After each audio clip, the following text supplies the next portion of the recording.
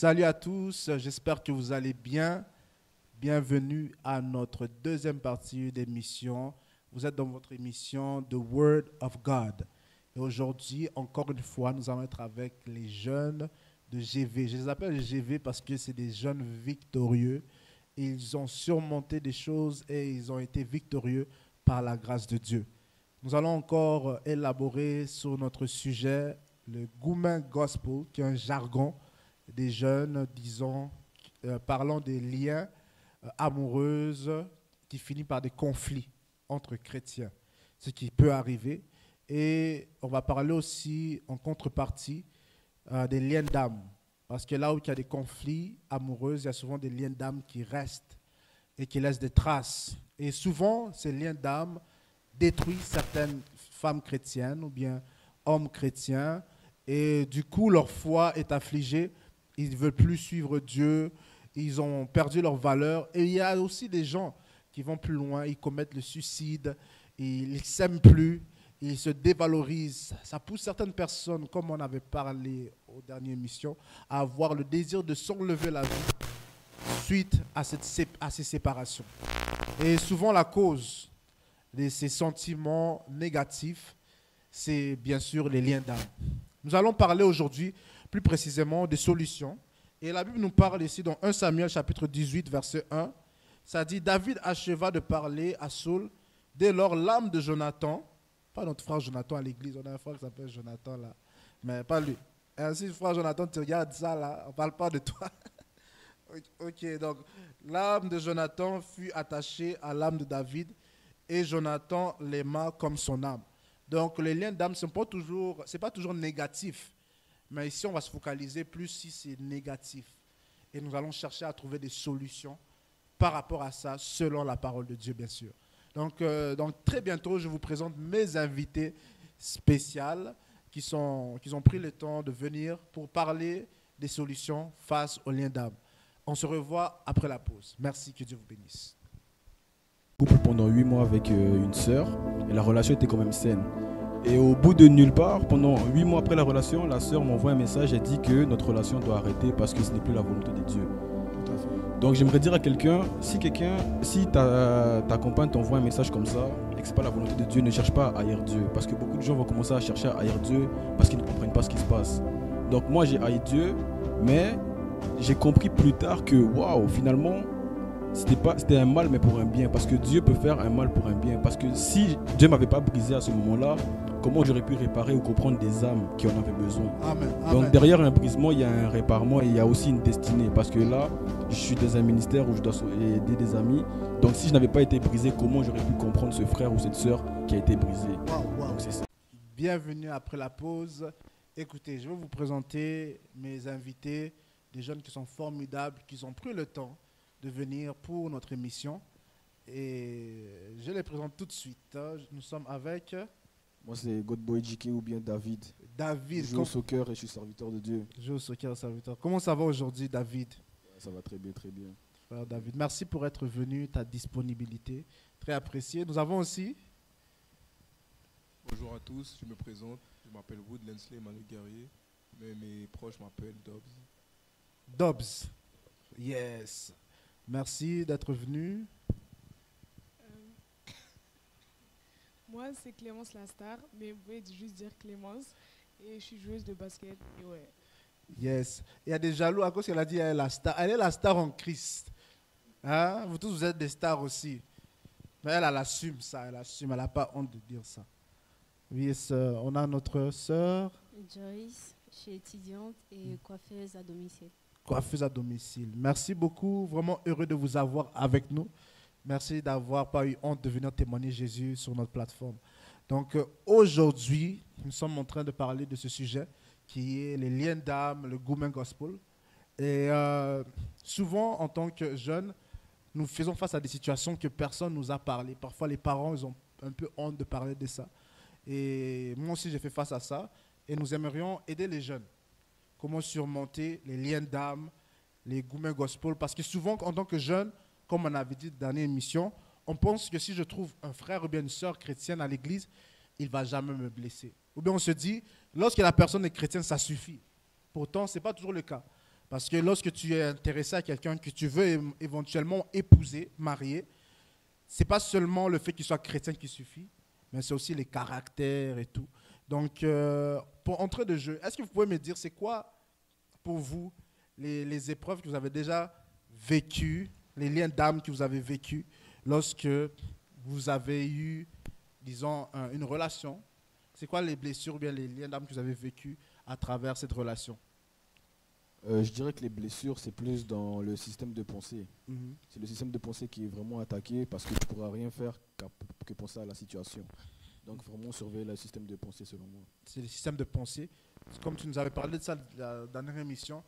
Et comment le système de pensée est affecté? Tu peux un peu élaborer parce que on entend le système de pensée est affecté, mais comment un jeune peut savoir que ma système de pensée est en train d'être affecté durant ces moments-là? Quand tu fais que penser à la même personne sans pause. Sans pause. Sans pause. Ok. Donc tu vas au travail, tu vas à l'école, tu Exactement. penses à la personne. C'est comme si tu es esclave de cette personne. Tu es esclave. C'est Wow. ça. Donc, Tes pensées deviennent esclaves de cette personne. exactement. Donc déjà là on parle d'un lien. C'est vraiment, ça arrive à tout le monde. Tu penses seulement à la personne.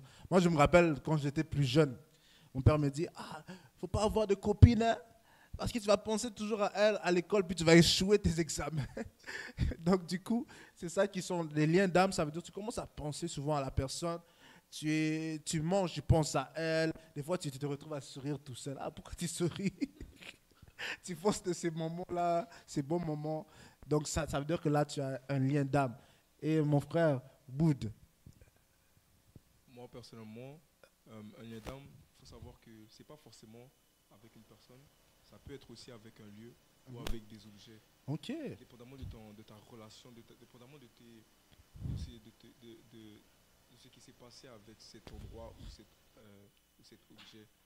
Mais ça peut être aussi effectivement avec des lieux. Waouh, c'est très deep. Même dans les rêves avec des hommes de nuit, hein, des femmes de nuit, tu peux avoir des liens d'âme avec ces gens-là. Très profond. Frère Wood, ce que tu as dit, c'est un point très important. C'est vrai parce que les liens d'âme, ça peut aller au niveau des lieux et des objets, non seulement des personnes, même des rêves aussi. Parce que, en tant que pasteur, il y a des jeunes que j'ai dû encadrer, que eux, leur lien d'âme est allé dans le niveau des rêves, parce qu'ils ont eu des relations sexuelles avec une fille. Pour d'autres cas, peut-être si c'est un homme, pour vous bien. Ils ont eu avec une fille. Puis, à cause, c'était tellement fort, même lorsque elle n'était pas là, en fait, ils avaient eu une relation avec un homme, même quand cet homme n'était pas là, la personne se sentait comme si elle était toujours en train d'avoir des relations avec la personne. Donc, du coup, elle était au lit, il n'y avait personne. Mais elle vit comme si elle était en train de faire des relations avec cette personne. Et ça aussi, ça crée des grandes conséquences éventuellement, même lorsque tu deviens marié. Vous imaginez, tu es marié, mais ta femme, elle a des relations avec quelqu'un que tu ne vois pas. Ça peut scandaliser quelqu'un. Donc du coup, les liens d'âme, ça crée des grands impacts, même dans les rêves. Et parfois, les rêves sont tellement puissants, c'est comme si ça devient vraiment réel. Et ça devient réel. Et c'est là qu'on va parler éventuellement de mari de nuit, femme de nuit. Et ça, c'est très destructif. Ça demande d'autres solutions qu'on va élaborer éventuellement. Et par rapport aux lieux, les liens d'âme, tu as parlé des lieux. Admettons, si tu es dans un lieu là où tu as eu des relations fortes, par exemple, vous êtes parti dans un club. Et dans ce club, vous avez des moments forts avec cette personne. À chaque fois que tu vas passer dans ce club, même si tu n'es plus avec la personne, tu auras ses pensées, ses souvenirs. Est-ce que tu veux élaborer par rapport à ça aussi? Un peu? En plus en profondeur par rapport à ça. Parce que c'est vrai, il y a des lieux. Qu'est-ce que tu voulais dire par rapport aux objets? Lien d'âme avec un objet. C'est un peu intense. Qu'est-ce que tu veux dire? Ce que je voulais dire par rapport aux objets, c'est que, exemple, les gens qui ne peuvent pas s'en séparer des objets, exemple, je vais vous donner un exemple, les gens qui fument beaucoup. Ok. Ceux qui fument beaucoup, ils ont cette envie de toujours reprendre cette substance de leur système. Même si c'est plus là. Même si c'est plus là. Et lorsque ce sera et lorsqu'ils vont s'en séparer, ils auront une sensation de je veux. Et ça, c'est pas bon. C'est ça. Et ça, c'est pas bon. Les objets, il Ça crée une obsession.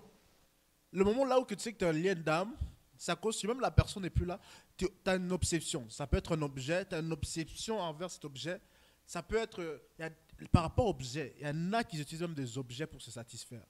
On est des jeunes, je vous parle clairement, moi je ne cache pas, il faut parler des choses taboues. Si tu as utilisé des objets pour te satisfaire, vous voyez ce que je veux dire? Ça crée des liens d'âme. Donc tu auras ce lien d'âme avec cet objet. Du coup, même lorsque tu vas être marié, tu ne vas pas vouloir satisfaire ta femme, tu vas vouloir satisfaire un objet. Ça devient un peu comme une folie. Donc c'est très dangereux. Mais malgré le danger, la grâce de Dieu peut te libérer de ça. Amen. Malgré la grandeur de ce lien d'âme, la puissance du Saint-Esprit peut te libérer. Amen. Amen. Donc c'est très important de comprendre par rapport aux liens d'âme dans les objets, les lieux. Donc maman Clémence, sœur Clémence, tu as quelque chose à dire par rapport à ce point?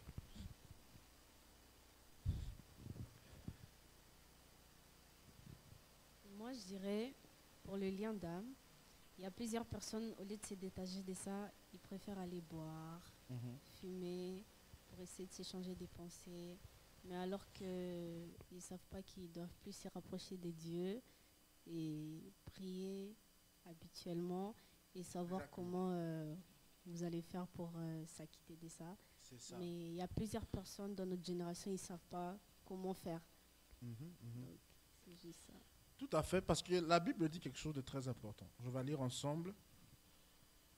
Dans le livre de Matthieu, ça dit « Et si ta main est pour toi une occasion de chute », dans Matthieu chapitre 5, verset 30, pour ceux qui nous suivent, ça dit « Et si ta main est pour toi une occasion de chute, coupe-la et jette-la loin de toi, car il est avantageux pour toi qu'une seule de tes membres périsse et que ton corps entier n'aille pas dans les guéhennes. La guéhenne, c'est l'enfer ou bien dans le feu. Donc, ça veut dire quoi? Un lien d'âme, c'est une personne qui t'est attachée ou bien tu peux avoir un objet qui t'est attaché. Et ça peut devenir pour toi une occasion de chute. Ça peut devenir une occasion de chute pour toi. Et ça peut être très dangereux pour ta croissance chrétienne. Ça peut détruire ta foi. Tu peux être découragé. Tu peux sentir que ta vie n'a plus de sens. Tu peux sentir que non, sans ça, tu ne peux pas vivre. Et du coup, c'est un très grand danger pour ta foi. Et la Bible dit, c'est quoi la solution? Et parmi les solutions, nous allons voir ça ensemble après la pause. C'est quoi les solutions? Parce qu'il y a une manière de s'en sortir. Nous avons comme mission de propager l'évangile à travers des émissions, concerts et des conférences dans le monde entier, avec des images et sons de qualité. Notre objectif est d'attirer le plus grand nombre à écouter l'évangile et avec l'aide du Saint-Esprit gagner des âmes. Vous nous suivez depuis longtemps et vous aimeriez nous aider à atteindre cette mission. Pour atteindre cet objectif, nous allons avoir besoin d'acheter des outils numériques qui seront au total 5 560 $ d'ici la fin de l'année. Tout don d'un coup ou partenariat mensuels sont acceptables à notre courriel ministrieschv@gmail.com. Veuillez s'il vous plaît mettre comme code de sécurité caméra. Il y a une manière de sortir de ces liens d'âme. Il y a une manière de sortir de ces attachements. Parce que quand tu as un lien d'âme, une des conséquences, ça crée la généralisation. Ça veut dire quoi? Tu te dis, tous les hommes sont comme ça. Oh, tous les gars me trompent. Oh, toutes les femmes, ils sont des manipulatrices. Ils veulent juste utiliser mon argent. Ou bien toutes les hommes sont là pour mon corps. Donc, ça peut créer des généralisations. Est-ce que vous pouvez énumérer quelques généralisations que vous avez déjà eues à travers une séparation? Moi, personnellement, ce que j'ai entendu souvent, c'est que à chaque fin de relation, ils disent tous la même chose. Oh, ça c'est personnellement pour moi. Oh, tous les Haïtiens sont pareils. Toutes les age trompent. Tout ça, alors que c'est faux. Alors que c'est parce que c'est juste une situation qui s'est passée dans ta relation, dans la tienne. Et pas, mais eux, ils vont aller plus loin. Ils vont généraliser toutes les Haïtiens. C'est ça. C'est faux. C'est ça. Donc la mauvaise expérience, ça crée une stigmatisation. Exactement. Tu dis tout le monde sont comme ça. Je veux dire à quelqu'un, peut-être ça n'a pas marché hier, ben, aujourd'hui ça peut marcher. Peut-être cette relation saine, c'était pas ce que Dieu avait planifié pour toi. Mais demain, il y a un plan meilleur. Frère David, est-ce que tu peux nous donner, c'est quoi les solutions qu'un jeune peut appliquer pour sortir d'un lien d'âme? Premièrement, je dirais ne pas s'isoler à chercher à être seul parce que ça va être dangereux. Et de deux, je le conseille de faire des activités ou des choses qu'il aime faire et de prendre vraiment soin de lui après tout ça. C'est un verset qui peut soutenir un jeune parce que ouais, il ne faut pas s'isoler. Mais quel verset cette personne peut s'accrocher durant ces moments là où ils sont que il veut tomber dans une dépression. Il aimait cette femme. Pour lui, il se voyait marier cette fille. Il se voyait faire la vie avec. Mais ça n'a pas fini tel qu'il avait planifié. Quel verset qui peut s'accrocher durant ces moments? Je dirais Proverbe 18, verset 1. Ça dit Une seconde. Proverbe 18, verset 1. Proverbe 18, verset 1. On va lire ensemble. Si vous êtes là à la maison, cherchez votre Bible. Il faut avoir votre Bible. Vous regardez l'émission. Vous êtes en train de regarder TikTok, Snapchat. Il faut avoir votre Bible. Hein. Allez, on va chercher la Bible. Quel verset tu veux qu'ils utilisent? C'est Proverbe 18, verset 1. Qui reste en marge n'en fait qu'à sa tête. Tout bon conseiller l'exaspère. Donc ça nous dit un peu qui reste en marge n'en fait qu'à sa tête. Tu restes seul, t'en fais qu'à ta tête. Et les conseils des autres, tu ne vas pas les aimer parce que tu préfères faire en ta tête. Faire à ta tête. Ça va te détruire à l'intérieur. Et la Bible parle d'un homme qui s'appelle le fou de Gadara. Le fou de Gadara, il s'était isolé. Et qu'est-ce que ça fait? À force du fait qu'il soit isolé, il commençait à se couper. On avait parlé de ça à l'émission passée. Il se coupait et l'esprit voulait le tuer. Parce qu'un lien d'âme, qu'est-ce qu'il y a comme objectif? C'est de te tuer. Te tuer, te rendre obsédé à cette chose au point là où tu deviens dépressif et dépendant. Comme Sir Joe a dit, tu commences à boire de l'alcool, puis boum, accident de voiture, ou bien overdose. Donc ça, c'est l'objectif de lien d'âme. Et parmi les causes de suicide le plus élevé, c'est l'overdose. Et qu'est-ce qui cause souvent les gens à faire des overdoses? C'est prouvé scientifiquement, c'est les relations amoureuses. Et surtout les relations sexuelles. Les gens vont chercher à calmer cette douleur à travers la drogue.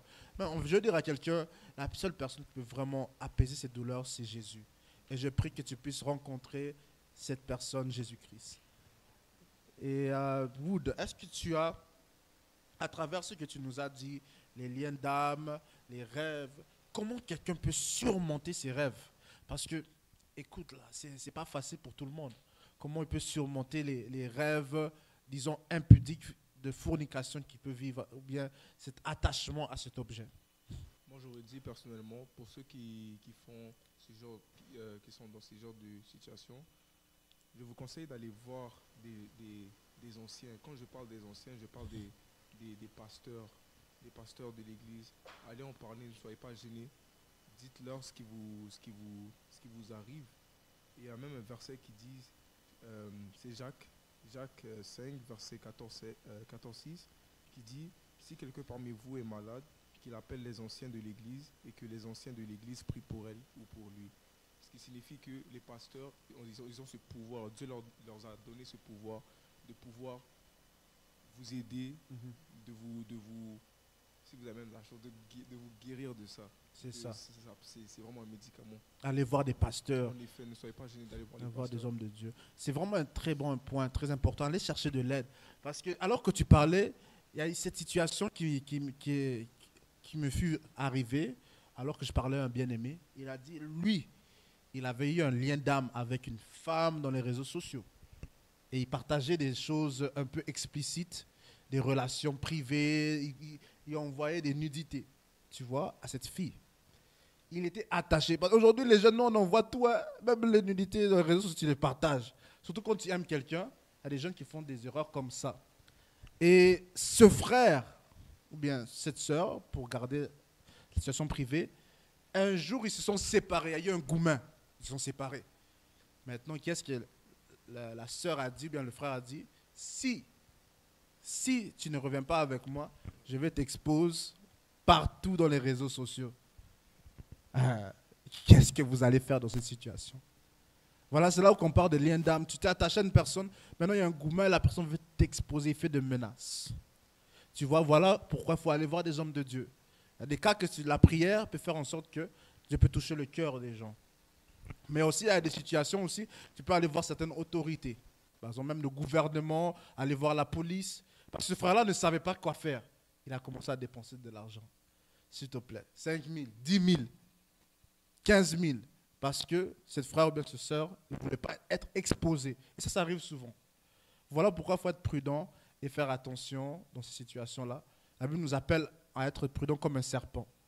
Et je vais encourager chaque jeune, par rapport à ça, d'être toujours très privé. Ne partagez pas vos privés, vos corps dans les réseaux sociaux, même si vous l'aimez là. Parce qu'il va te dire, sœur, si tu m'aimes, envoie même une photo. Même s'il me laisse lui maigrir là-bas, envoie-les rien. Hein? Parce que quelqu'un qui t'aime va attendre jusqu'au mariage. C'est bon? Donc, ta solution, sœur Clémence. Merci beaucoup, Wood, pour cette solution. Vraiment, sœur Clémence, c'est quoi sa solution pour un frère ou bien une sœur qui sort d'un goumin comme ça? Qu'est-ce qu'il peut faire pour surmonter? Pour moi, j'aurais dit, genre, tu dois vraiment beaucoup prier parce que Dieu peut te parler tantôt d'une manière, tantôt d'une autre. Il peut te parler à travers ta Bible, à travers des gens, à travers des rêves, des songes, des visions. Il peut te parler à travers beaucoup de choses. Et plus tu vas aller, plus tu vas monter en prière, tu vas voir les choses cachées, tu vas comprendre des affaires que tu aurais pu comprendre au début. Tu vas voir des choses que tu aurais pu voir au début si tu étais plus concentré avec Dieu que te mettre en relation avec une autre personne. Ok, c'est très bon. Donc vraiment parler à Dieu, prier. Si Dieu parle parfois d'une manière, parfois d'une autre. Oui. C'est écrit dans 1 Thessaloniciens, verset 5, 17, priez sans cesse. Yes, prier sans cesse. Ma sœur Clémence, hein, on va être honnête. Parfois Dieu nous dit, là, cette femme-là, c'est pas la bonne pour toi, là. Mais tu l'aimes, l'amour rend aveugle. Mais le Saint-Esprit redonne la vue, hein. Mais l'amour rend quand même aveugle. Tu l'aimes, Dieu te dit non. Mais tu l'aimes. Comment tu peux faire? Parce que tu es déjà attaché. Papa dit non. Mais toi, tu veux toujours être avec la personne. Comment tu fais?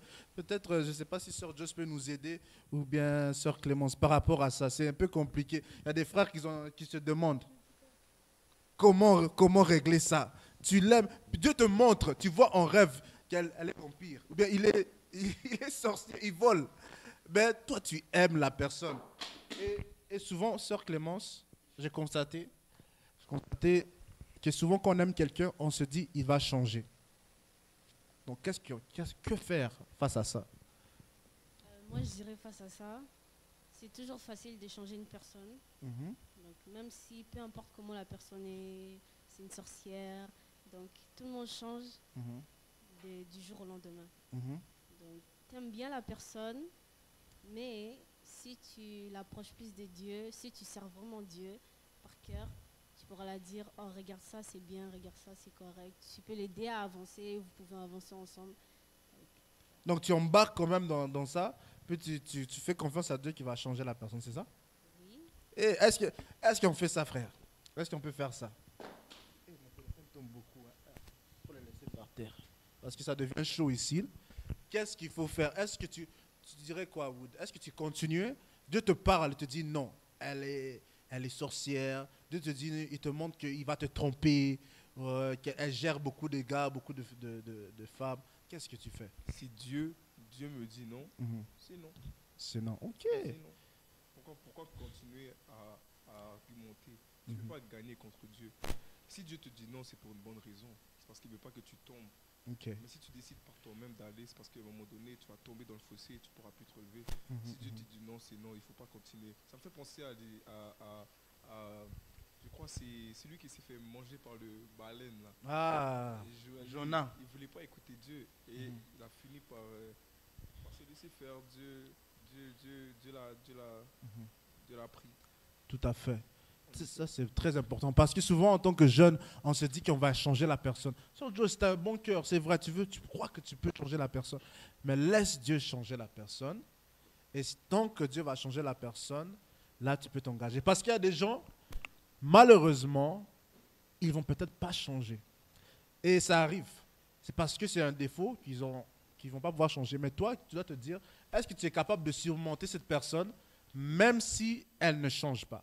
Dans le cas où que tu aimerais épouser la personne, est-ce que tu es capable de surmonter un homme qui trompe toujours? Tu pourras vivre avec ça. Est-ce que tu pourras surmonter un homme qui te bat toujours? Dieu te révèle que non, il va te battre. Toi, tu vas être comme la cible de Mike Tyson.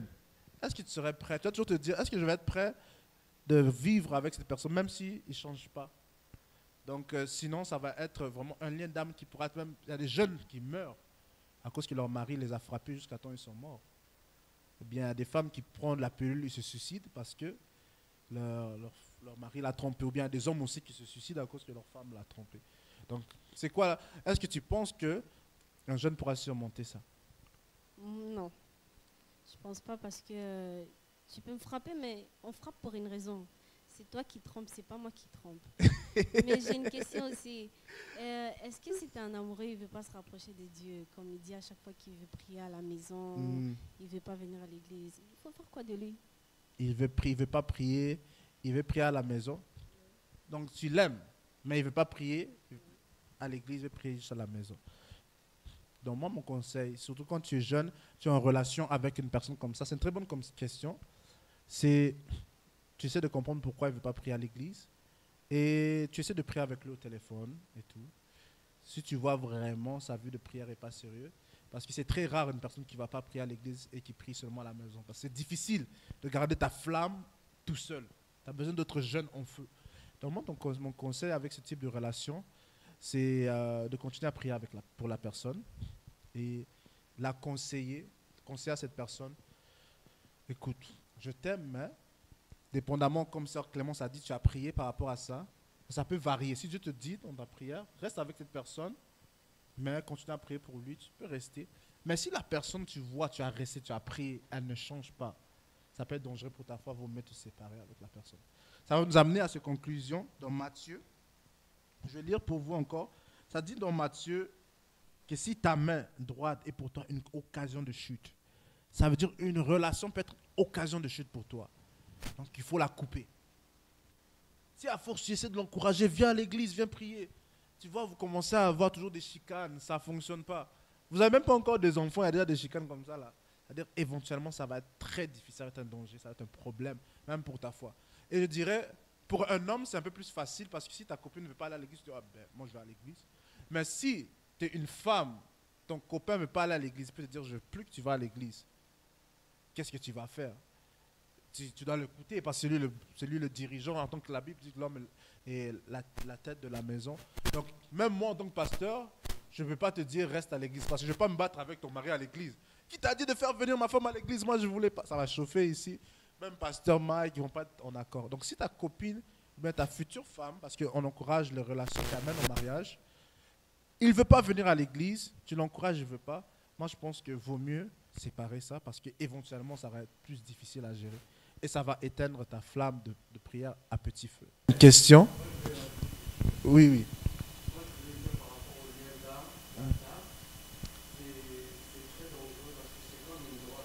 Ils sont séparés.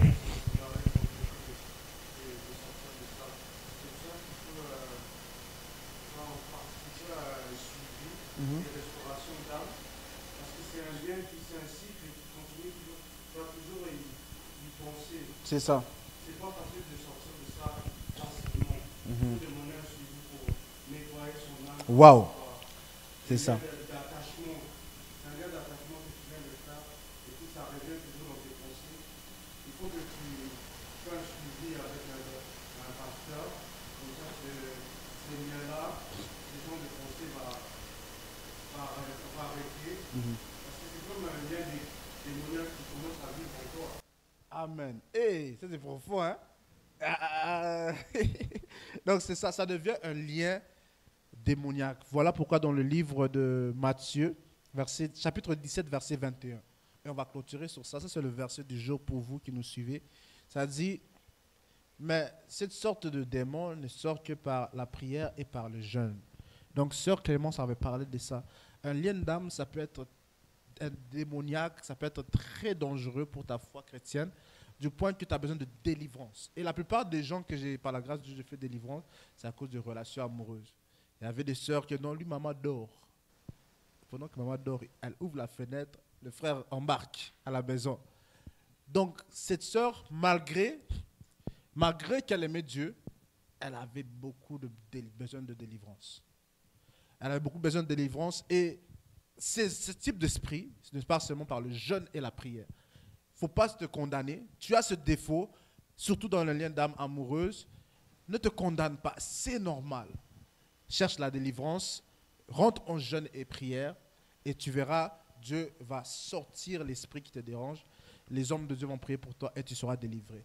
Ma prière est que toi qui nous suis, tu puisses vivre la totalité de ta délivrance dans le nom de Jésus. Tout lien d'âme, tout goumen gospel qui a laissé des liens maléfiques dans ta vie, que tu puisses être délivré dans le nom de Jésus. C'était notre émission The Word of God. C'était la dernière partie. Je rends grâce à Dieu pour Sœur Clémence, Sœur Joyce et Woodner, frère Wood. Ah, yes. Et le frère David. Donc vraiment, nous avons été abondamment bénis. Merci beaucoup. On se revoit à la prochaine. Soyez bénis.